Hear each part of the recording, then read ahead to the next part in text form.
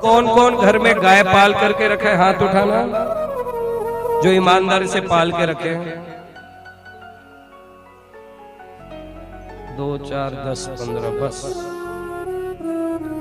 अच्छा ईमानदारी से बताना, दूध निकालने के बाद गाय को कौन कौन छोड़ देता है जो पाले हुए, वो हाथ उठाना।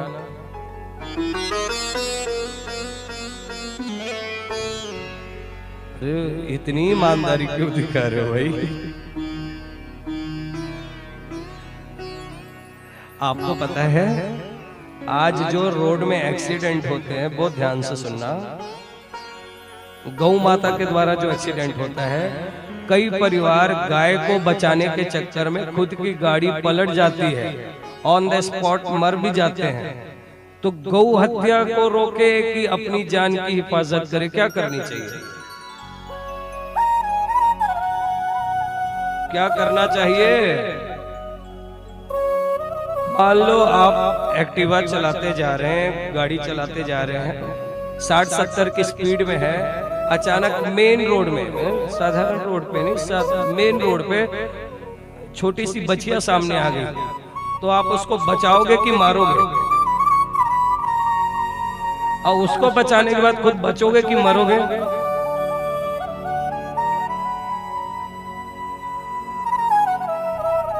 क्या होगा? आज भी हजारों पशु नित्य ऐसे मर रहे हैं और लाखों लोग गाय के कारण मर रहे हैं।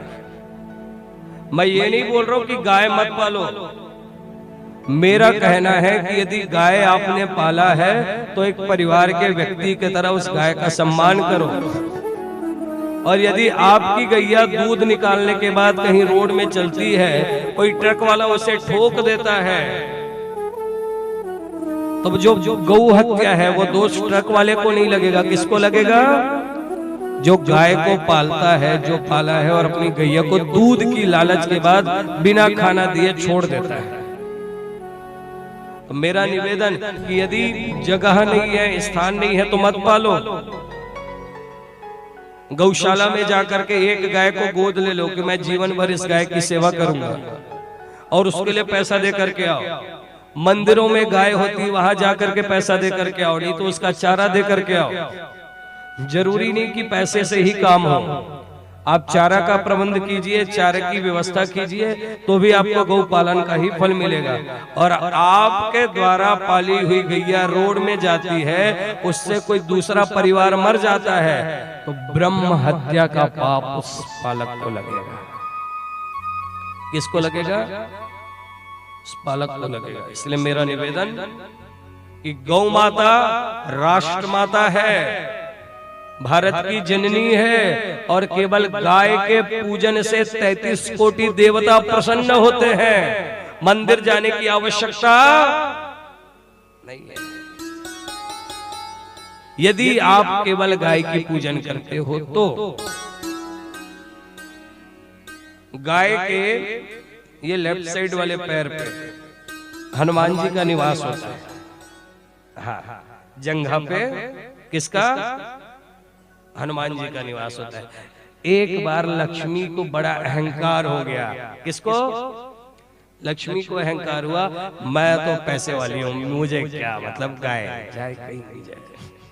नारायण तो जाकर के लेट गए पीठ पे गौ माता के, सब देवता आकर के समाहित हो गए। और जब सब देवता चले गए, पतिदेव भी चले गए गाय के पास, तो लक्ष्मी माता रोने लगी कि मेरे को भी रहने का स्थान दो गौ माता।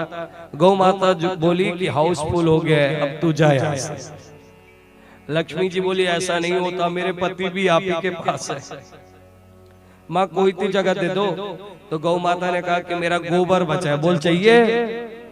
तो लक्ष्मी जी ने कहा माँ मैं आपके गोबर में निवास करूंगी। कहा? गोबर में। तो आज भी जब कोई यज्ञ होता है, पूजन होता है, तो गोबर गणेश जो बनाते हैं ना, गौरी गणेश, वो गाय के गोबर का होता है। किसके? अब सोचो कि पैसे वाला बनना है तो क्या करना पड़ेगा? गोबर उठा कर अपने घर में लाना पड़ेगा, हाँ कि ना? और उसको बेचना पड़ेगा। ऐसा बिल्कुल नहीं है। गोबर लाइए, यदि आसपास गोबर मिले ना तो वाकई गोबर लेकर के आइए, उसका छेना बनाइए और गाय के घी में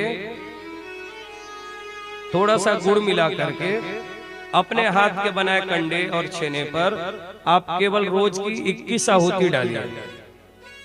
कवन सुकाज कठिन जग माही, जो नहीं होए तात तुम पाही। वो 21 आहुति डालिए और पूरे घर में उस कंडे को, धुएं को घुमा दीजिए। किसी भी प्रकार की बाहरी हवा, बाहरी बाधा नजर आपके घर में काम नहीं करेगी। हनुमान जी की कृपा बनी रहेगी, इसलिए गौ माता की सेवा करो।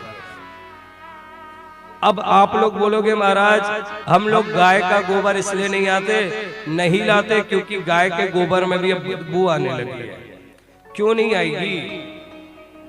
झिल्ली में आप भर के फेंको पिज्जा, बर्गर, जहां उसको घास खानी चाहिए वहां पे वो मैला खा रही है, मैला कुचैला खा रही है। सड़ा हुआ दूषित अन्न गाय को दे रहे हो, भैंस को दे रहे हो और सोचते हो डेयरी से पवित्र दूध मिलेगा। How is this possible? अपनी बीमारी आप खुद तैयार कर रहे हैं। अरविंद भैया ने बताया ना कि 9 pH का 11 pH का पानी कैंसन वाटर। देखो कृष्ण भगवान को मालूम है।